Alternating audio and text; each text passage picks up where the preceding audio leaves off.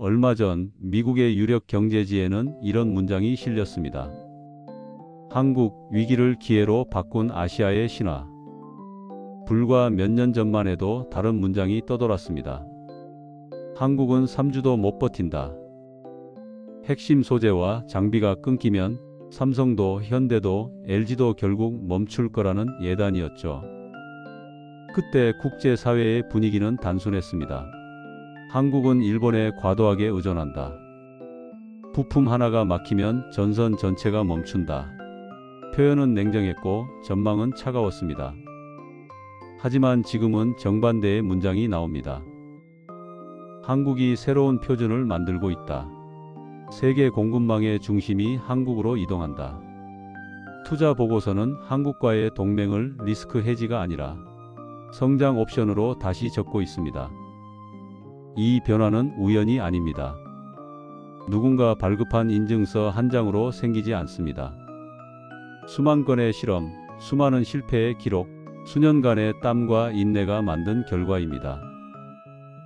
한국과 일본, 그리고 아시아 산업의 긴 역사는 의존과 경쟁, 협력과 갈등이 얽힌 복합서사입니다.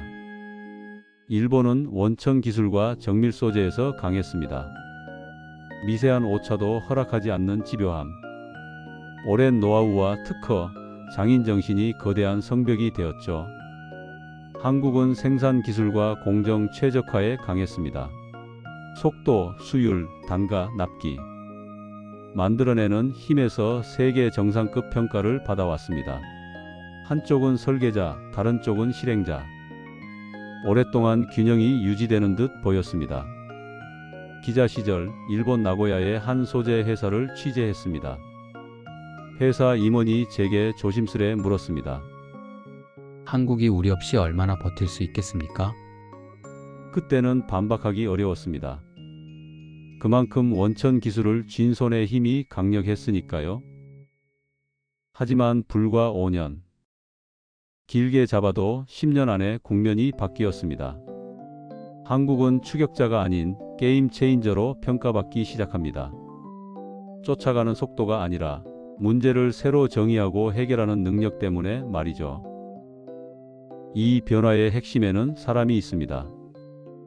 서류와 제도 뒤에서 묵묵히 움직인 사람들.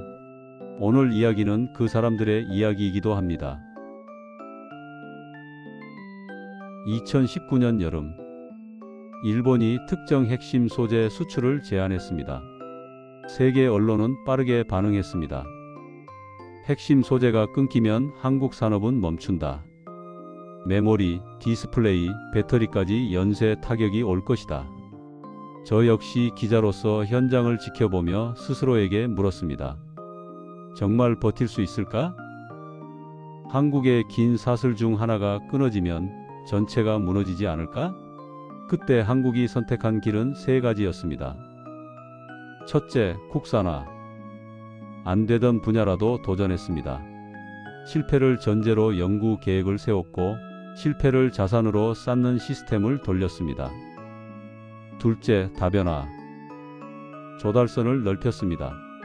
유럽, 미주, 동남아, 심지어 경쟁국과도 기술 데이터를 교환했습니다. 끊기면 끝이라는 구조 자체를 바꾸려 했죠.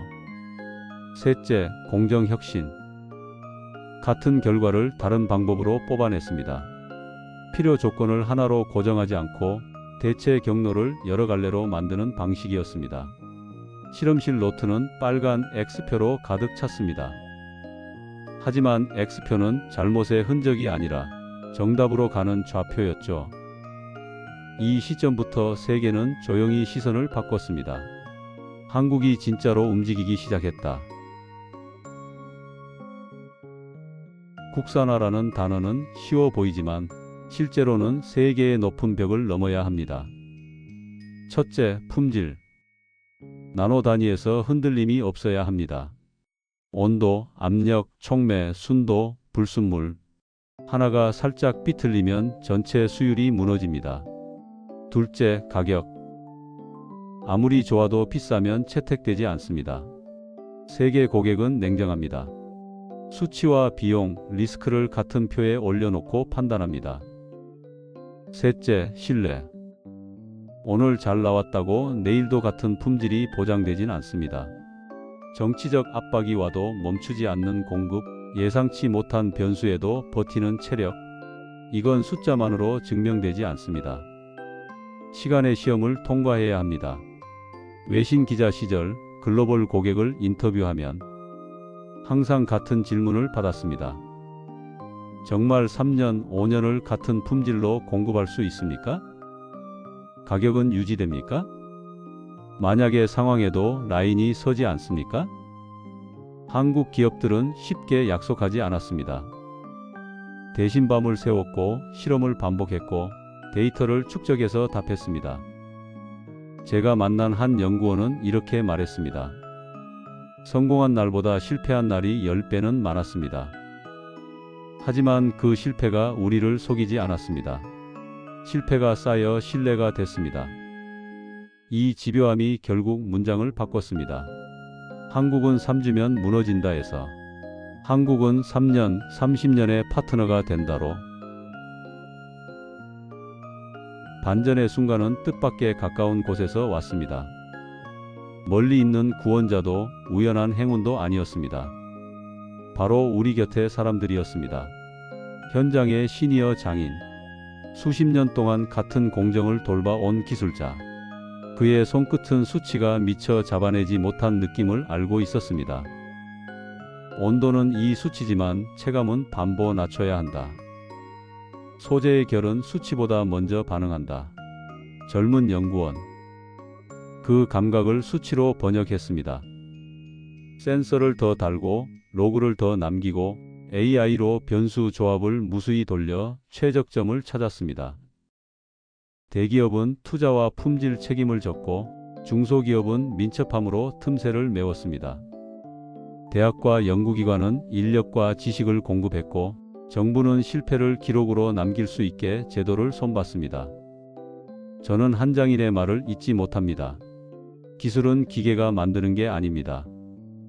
사람이 만듭니다. 이 말은 미화가 아닙니다.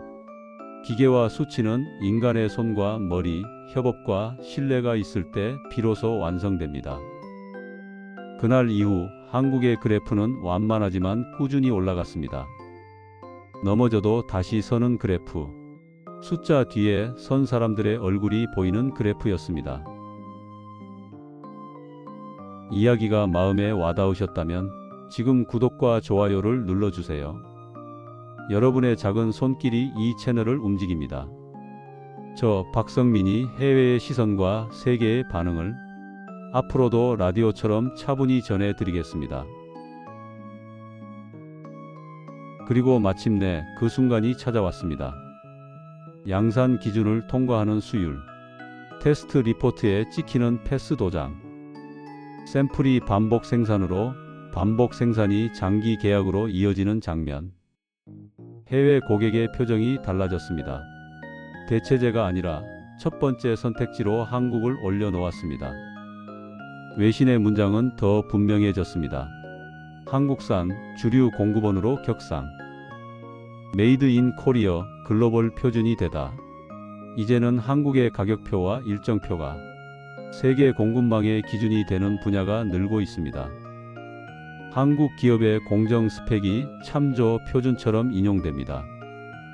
저는 그 기사를 읽으며 조용히 미소를 지었습니다. 한국은 기술로만 성장하지 않았습니다. 신뢰로 성장했습니다. 그 신뢰가 시장을 움직이고 그 시장이 다시 한국의 투자를 부르고 있습니다. 그리고 두 번째 반전. 경쟁에서 협력으로. 한국은 깨달았습니다. 승자가 모든 걸 가져가는 제로섬은 오래가지 않는다는 사실. 그래서 갈등의 골을 줄이고 기술과 공급망에서 상호 보완의 길을 찾기 시작했습니다. 한일 간에도 작은 다리가 놓였습니다. 과거의 상처를 지우자는 말이 아닙니다. 미래의 생존을 위해 함께 표준을 세우자는 제안이었습니다. 외신은 이 흐름을 아시아의 상생 모델이라 불렀습니다. 어제는 서로의 약점을 겨눴다면 오늘은 서로의 강점을 묶어서 더 큰 시장으로 가자는 뜻이죠. 이 변화는 기업의 언어만으로 설명되지 않습니다. 정치, 외교, 안전보장까지 얽힌 종합 움직임입니다. 그만큼 한국의 위상과 신뢰가 커졌다는 방증입니다.